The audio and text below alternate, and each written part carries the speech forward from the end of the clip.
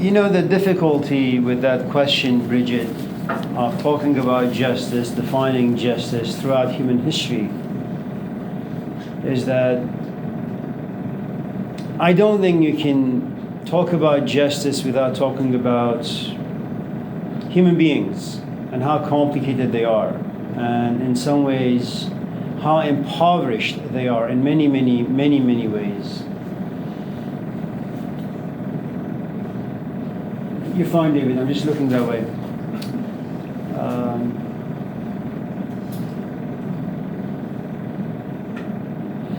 Can I tell you a story? It's an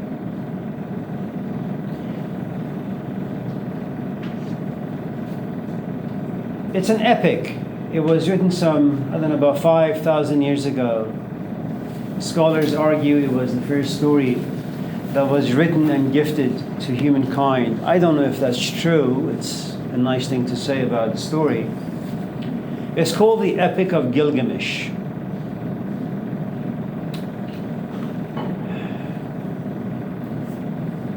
I think we can go even further than that. It can go all the way back to the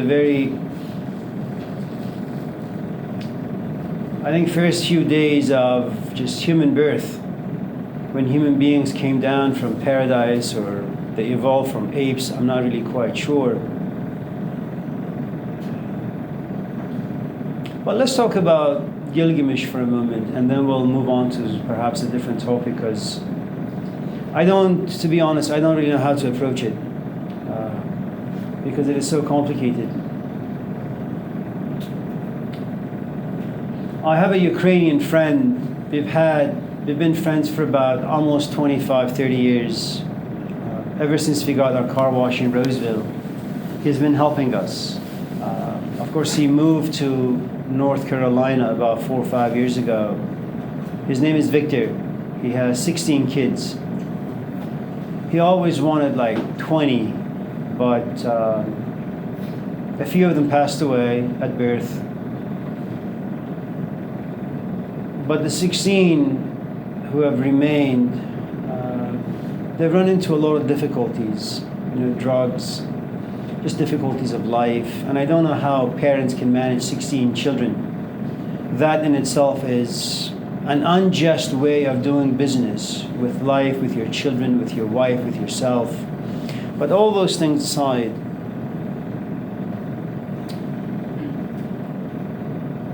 Gilgamesh is 2/3 God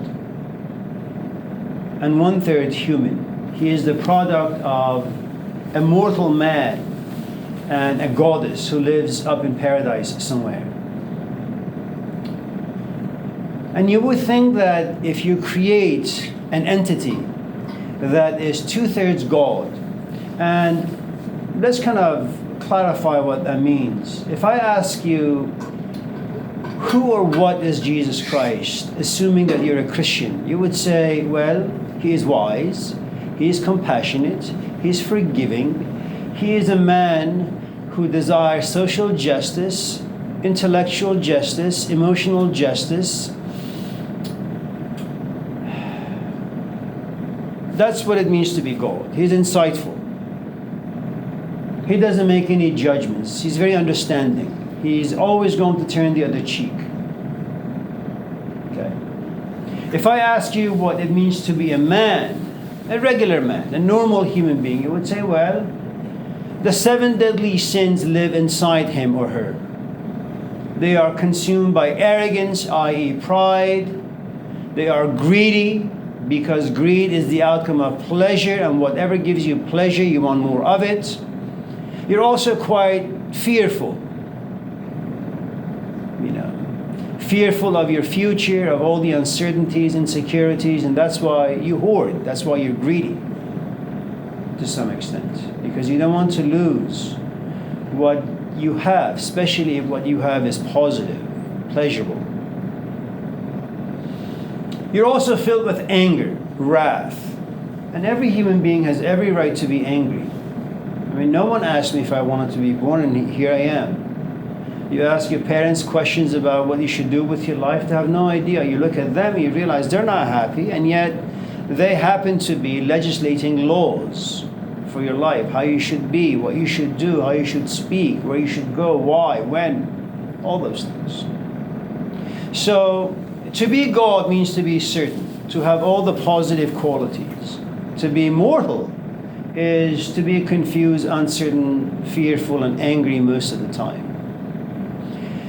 The nice thing about Gilgamesh is that he is 2/3 God. He has, and 1/3 mortal, which means that 2/3 are positive, 1/3 is negative. And here's the funny thing, Bridget. Because the 1/3 is mortal, it has more power over the good qualities that you may have inside you. So if you wanted to ask what justice is, go back to the Epic of Gilgamesh, and the first thing you realize is the following. It doesn't matter how many good qualities you have. It doesn't matter how gods favor you. It doesn't matter if you're Jesus Christ. The 1/3 that is mortal will ultimately overpower the 2/3. Injustice begins at home. Prodigal son. You have a father who's nice, who's kind, who's compassionate, who's giving. How do you give him justice? By not appreciating who he is, what he has, and how much he's going to give you.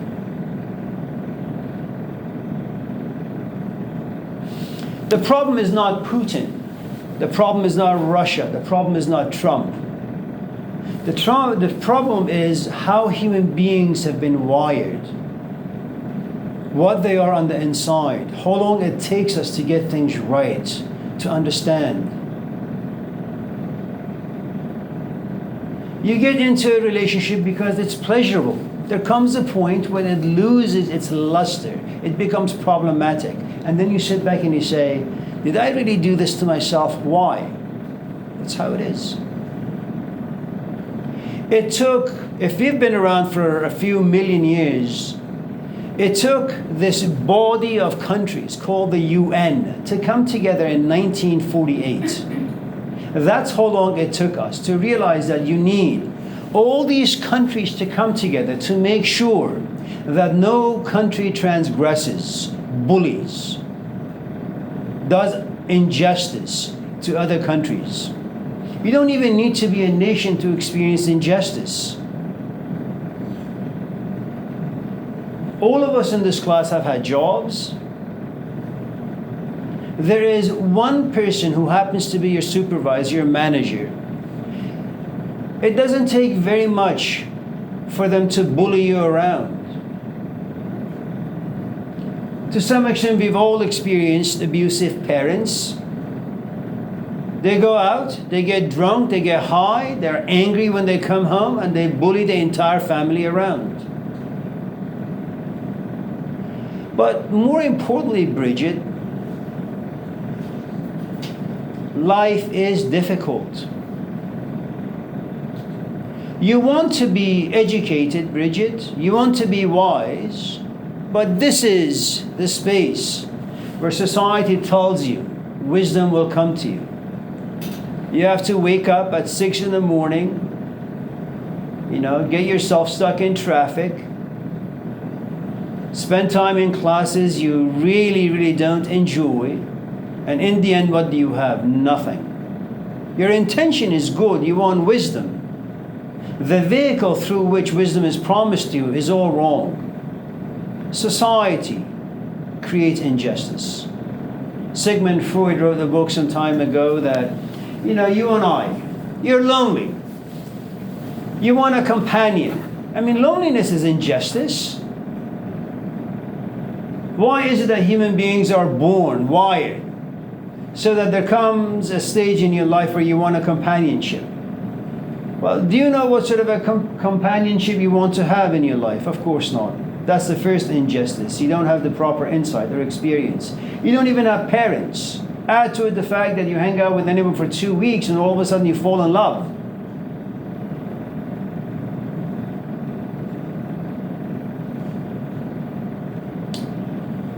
I don't know how to approach the problem of injustice. It's hardwired inside us. And even if you were to be a seeker after justice or the concept of justice, I think ultimately you have to be like a Jesus Christ. You have to walk away from your parents, from society, from everything that gives you a sense of comfort and peace, meaning, belonging. You move into a desert. You sit there and you wrestle with these ideas day after day after day. You refine your interior. And so you become a really, really nice man. Jesus Christ or Malcolm X or Martin Luther, Socrates, doesn't matter. It's your pick. Then you come back into society. What exactly is it that you want to give to people? White people, black people, brown people, yellow people. They're all the same. But that is not heard the right way. So what happens? Well, you get killed. Anyways, the point I'm trying to make in regards to the story of Gilgamesh is the following.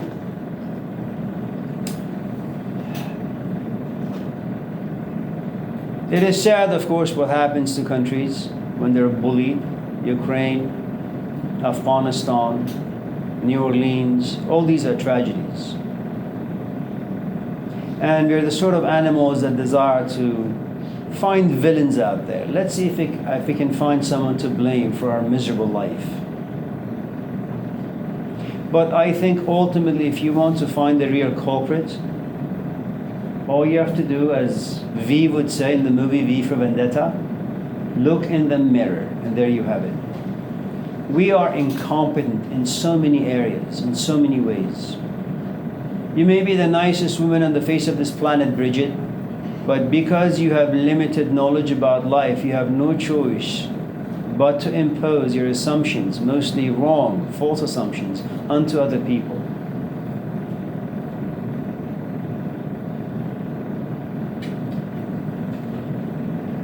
So let me tell you what happens to Gilgamesh. He is a king. He's strong, he's powerful, he's beautiful, physically speaking. The problem is the 1/3 of his being that is crude, unrefined, immature, has a tendency of going around and pushing people around. Men get married to women, but do you know, he has passed a law where he is the first person who engages in physical conduct or sexual engagement with a woman. What can men do? Nothing. He's the king.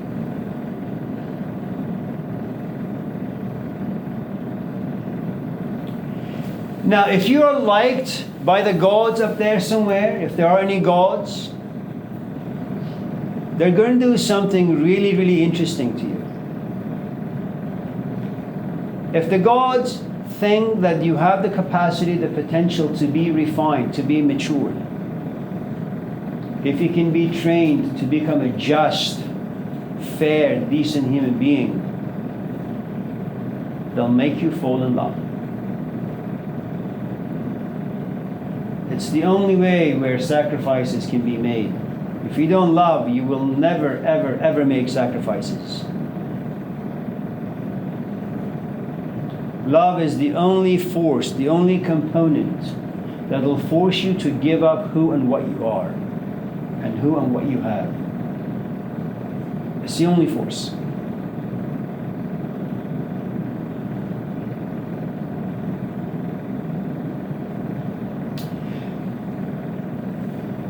So let's talk about love. Is that okay? Are you sure?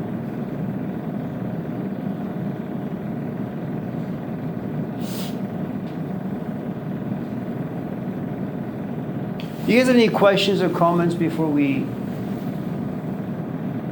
start our conversation on love? Yes, Sarah. You're tired today, I understand.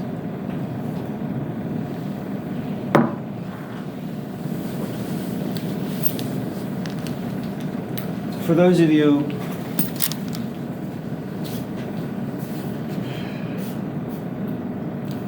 who enjoy such feelings and emotions. Maybe today you'll find the class somewhat interesting, unlike all the other days. For those of you who have been traumatized by this particular emotion and experience, it may be a path to recovery. I don't know. Okay.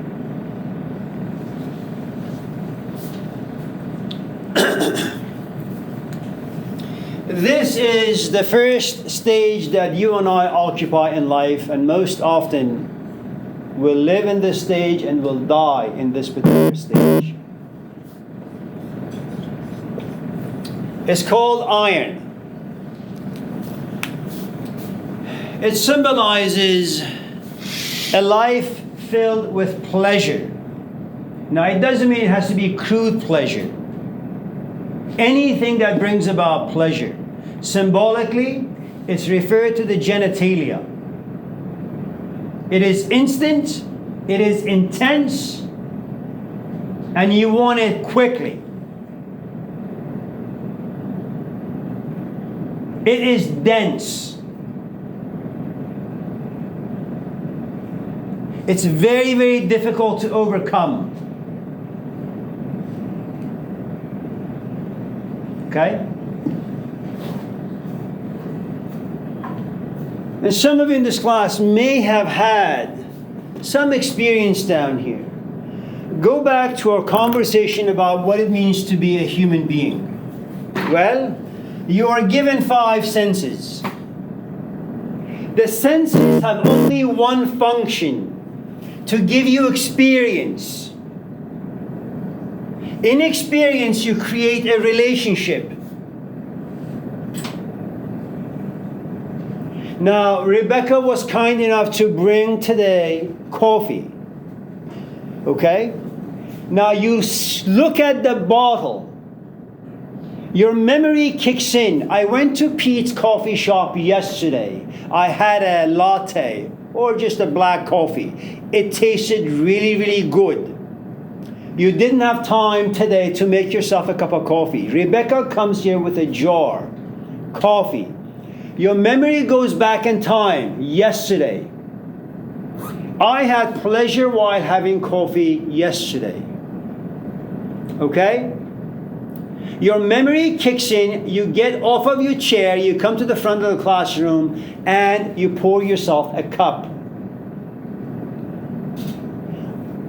I don't need to force you to come up and grab coffee. Your memory will do that. That's the culprit. You don't need to look for Donald Trump or Putin or anyone else for a dictatorship. Your memory does a fine job on that. If you've had a traumatic past, let's say about love, that trauma will keep you from actually being open to your companion. Okay? So most of the things that you call injustice actually live inside you, most of our shortcomings. All right? So all relationships come through the senses. They're either negative or positive. If they are negative, you don't want them around. If they are positive, you want them to continue. Okay? So you go to a party. You see someone. They happen to be attractive. What do? You become a political animal. You wait for the opportunity to walk to them, to look at them, to say hello, and hopefully start a conversation. I assure you, it won't take very long for your imagination to say, I wonder how it feels to hold her hand, to kiss her, to make love with her. That's the function of imagination. And what do once those fantasies kick in? You begin to make plans. Okay? Now, at the start of any relationship that is intense, what will you do? You're going to invest all of your time being around this other person. What does time do? intensifies the relationship. It cooks it. It makes you monogamous. And before you know it, you have feelings. As you inject time, remember what time does. As you spend more time with a human being, you create stories. Should we go to Pete's or should we go to Starbucks? And then she says, well, you know, we went to Pete's a couple of days ago. It tasted really good. Let's go there. That's how stories are made. Time creates history. History has narratives inside it. Those narratives create human relationships, positive or negative.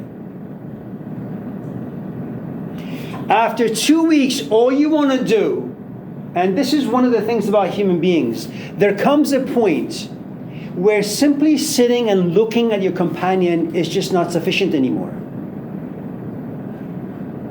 Talking is no longer enough. Having coffee is no longer enough. Holding hands is no longer enough. Look at the way this thing called greed comes about. It began with you looking to your left and seeing a very attractive human being. But that wasn't enough for you, was it?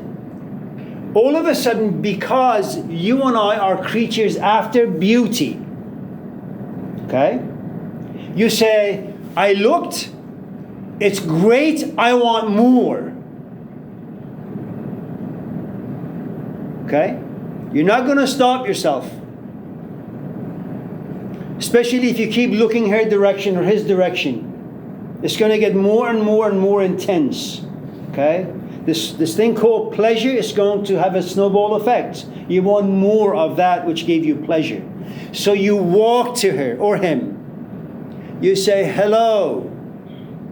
Well, that was the plan, just to say hello, right? You're there. Why don't you go back to your seat? No, you want more. How are you? What's your name? This is how greed comes about. In a very simple way. I'm not talking about politics. I'm not talking about money. I'm not talking about bullying. Okay? Then you say to her, and you summon up the courage. Do you think you want to hang out maybe tomorrow? Okay. If she says no, you probably go out there and get drunk and beat yourself up. If she says yes, you probably won't be able to sleep that night. You call in the morning.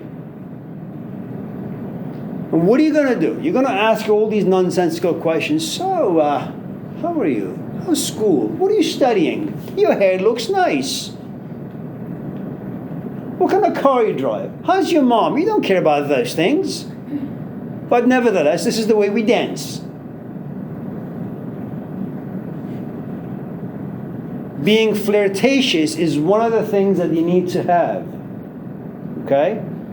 Today it's called sexual harassment, but for the longest time in our human history, it's called flirtations. Yeah? That's what you need to create human relationships.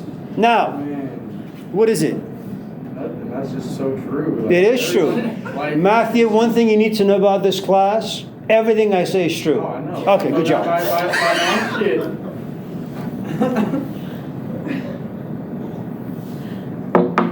If any of you think that what I'm saying is untrue, there is really something wrong with you. But more on that later. Now, so there comes a point in your engagement with this person where you begin to fantasize about, maybe I should sit a little closer to her so our shoulders can touch, and lo and behold, there you are. Remember, if it wasn't for your greediness, you would remain alone and miserable and pathetic. It's the greed that's saving you. Are we okay, Sarah? Okay? Now, at least greed in this particular context. Then there comes a point where you say, you know, the shoulders have rubbed, and the shoulders tell me they feel good. Then you say, I wonder if there ever comes a time where we're holding hands. You know? And you say, maybe I should call her around 1 in the morning and see if she wants to go for a walk. It's knowing. Now you're doing this on purpose. Because you know that if you guys were to walk, it's going to be cold and she doesn't have any gloves. And then you're going to like act as if you're a messiah. You're going to look at her, Janice, you're shivering. You want me to hold your hand? And what can the poor woman or man say? No? No, of course not. They're going to freeze to death. Yes, more than that, can you give me a hug? Of course. Okay. Now, long story short, there comes a point where the two of you are laying in bed. It's your first time.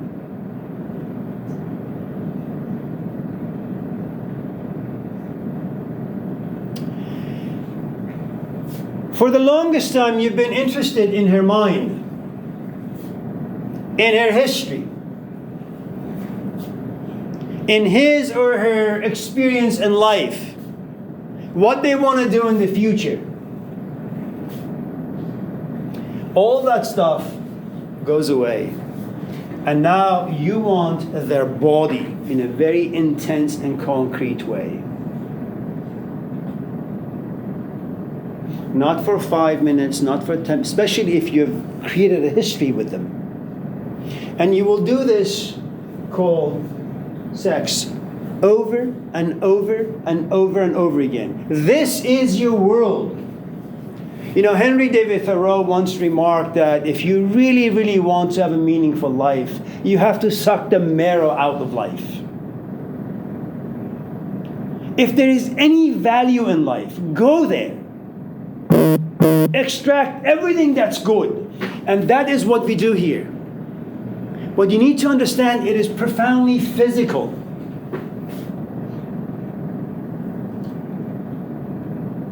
Okay? Now go back to our lecture a couple days ago. What happens when there is a desire? And emptiness begins to take place. Okay? Somehow you want to satisfy this desire. What do? Well, you journey from not having, all of a sudden to here, having.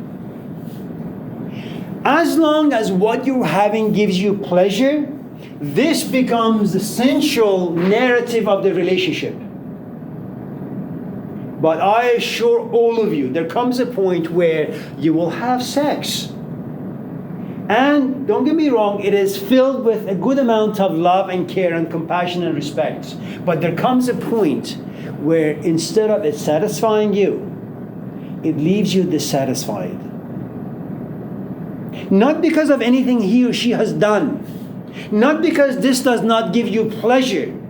But go back to this wisdom of Jesus Christ. Human beings do not live by bread alone. Sex is not enough. You need something more. But you don't know what that is. None of us do. Okay? Now the Greeks usually call this iron stage of human engagement that is filled with a good amount of emotions, Eros. Okay? It is love, it is physical, it is intense, it is consuming.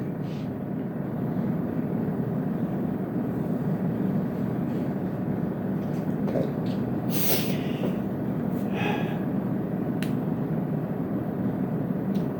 There comes a point where you realize that this physical engagement is simply no longer enough for you. It's no longer enough to sustain the relationship. You actually want to go out, have some food, and have a great conversation, meaningful conversation. Okay? So what happens is this then. Let's just say this is Jack, and let's say this is Joanne. All right? Now, Jack has a good amount of capacity to love, and Joanne has a good capacity to love as well. When they meet each other, first they meet through the senses. Eventually feelings grow and blossom. Jack and Jill both live in this. They're equally in love. Now, this kind of love, what makes it so sacred is the following. They are together, body, mind, and soul. If you're allergic to the word soul, call it love. That is why it can be such an exciting experience, inspiring, transformative, where you continue doing this because your body and your mind and spirit, the Trinity, is in union. You are whole, she is whole, and the two of you come together and there's an explosion. We call it love. And you don't want to ever not be around her, and she doesn't want to ever not be around you. Okay? Remember Emerson or Thoreau, sucking the marrow out of life. Whatever lives inside her, you want to take out, to consume. And whatever lives inside you, she wants to take out and consume. All right? Body, mind, and soul. All of a sudden, something happens. I don't really know what happens, how it happens, when it happens, but you are their body, you are their mind, but somehow your soul is missing. This sex simply becomes sex. Remember sometimes, for example, you have a conversation with someone and the conversation is about justice, about what's happening in Ukraine and Russia. It's about the social movement. And your body is in the streets. And you're marching with people. And you're screaming. And your heart and soul is in the revolution. You don't care if you die. You don't care if you get shot. Because you are working for something that is greater than you. That's called justice. You may be 20. And your life may have only been 20 years old, but justice has been around for at least 1.5 million years. Okay? That's a huge relationship. It gets you out of you and connects you to something profound, grand. Okay, so at a certain stage, you're there with your person physically. You're also engaged in conversation, but you have no soul. If you have been in relationships, you know exactly what I'm talking about. You've been with this person for 5, 6 years, or months, or weeks. You like them. They like you. Okay? You want to hang out with them. You used to do this 10 times a day, for example. Now it's once a week, and when you do it, there's a part of you that feels disgusted.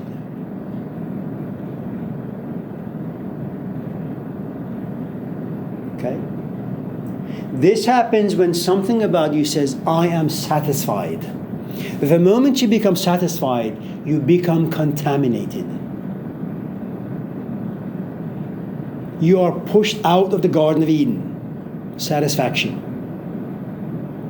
Now remember, if your goals in life are small, are tiny, if your goal in life is to walk from here to the bathroom, that goal will be reached in about a minute. If on the other hand, you want to go to Ukraine and fight for those people, with those people for justice, that is a goal that may never be satisfied, which means that you may live the rest of your life in Ukraine. So the bigger your goal, the more meaningful your life.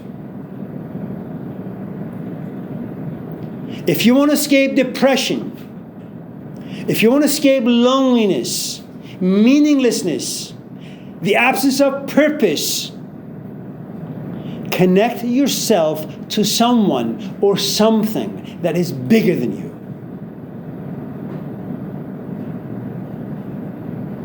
That's your only salvation. So if you want to know why people follow Martin Luther, Malcolm X, Jesus Christ, the Buddha, Socrates, because they offer us access, a glimpse, an image of something that is bigger than all the things that civilization has created. Okay? Now, something even more tragic appears. Now remember, you're with the person, body, mind. Once in a while, your soul comes in. But you know, life is political. Life is distracting. Life is busy. Life is hard. You put your body in an environment, you call it your job. You're there about 9 hours. You come home, you're mentally exhausted. You got no soul inside you, man. So now you're engaged in this thing called sex, but with no mind and no soul. Maybe you're just marching the streets because you're bored. Okay?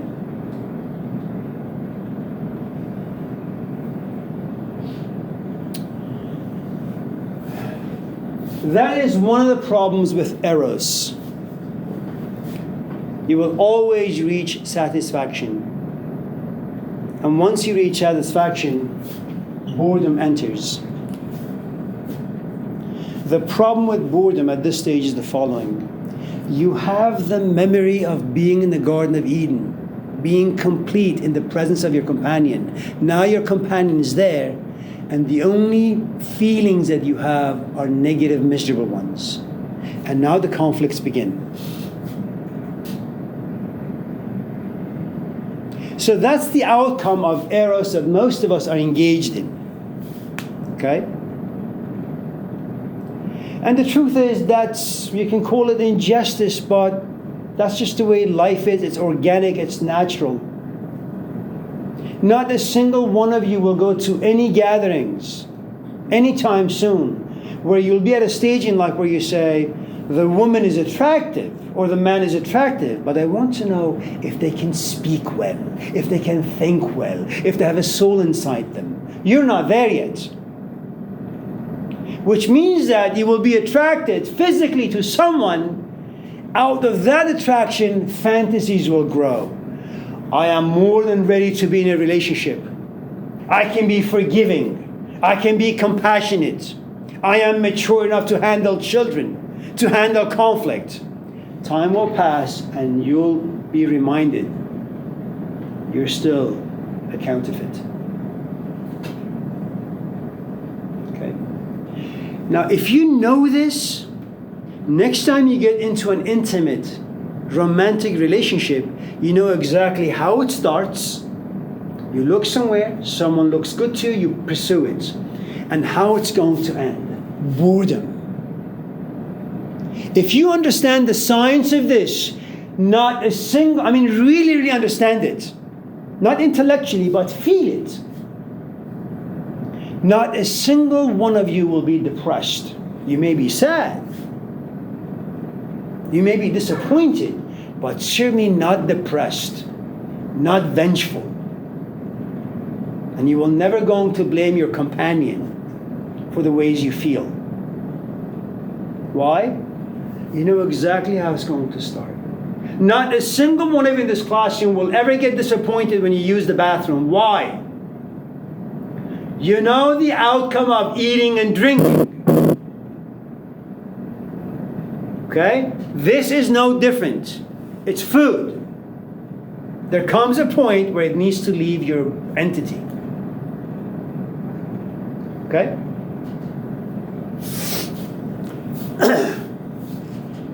Now, this love, it doesn't need to be romantic. It could be love for power. And if you don't have the maturity, you will exploit other people. You will bully them, push them around.